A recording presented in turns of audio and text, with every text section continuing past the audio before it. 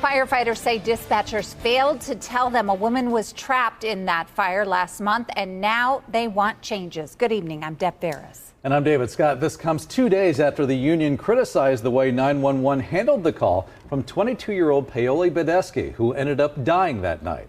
Case Jocelyn Schifferdecker is here now after speaking to the union's president. What's he saying, Jocelyn? Well, Ted Bush, the Wichita Firefighters Local 135 union president, says Alora Forshee, the county's 911 director, has failed the community, and he says she needs to be replaced, saying if dispatch had properly been trained, Paoli Badesky would still be alive today.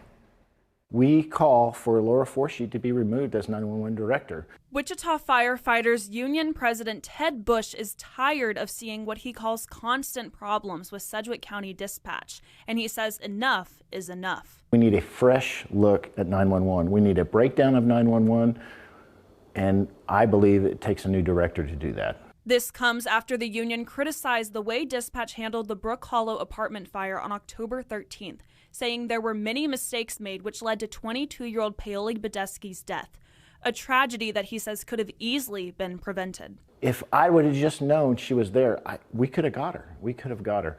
Bush explains he is not blaming dispatchers for the problems because, in his opinion, they're not being properly trained by Forshee. He says the fact that it took 17 minutes for the workers to figure out how to activate a second alarm for the fire shows this. They must look in the mirror and say, we have a major problem and we have major fixes to do, and we're going to do it. In a statement, Badesky's family tells KAKE News they are heartbroken over the loss of Paoli, even more so now that they know it's because of dispatch shortcomings. They are calling for changes to fix this and for people responsible to take accountability.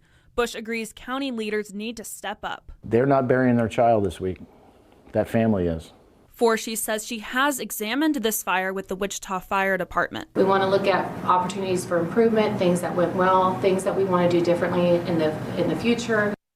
In a statement, Sedgwick County tells us the County Board of Commissioners has the highest confidence and support for the emergency communications staff and Director Alora Forshee.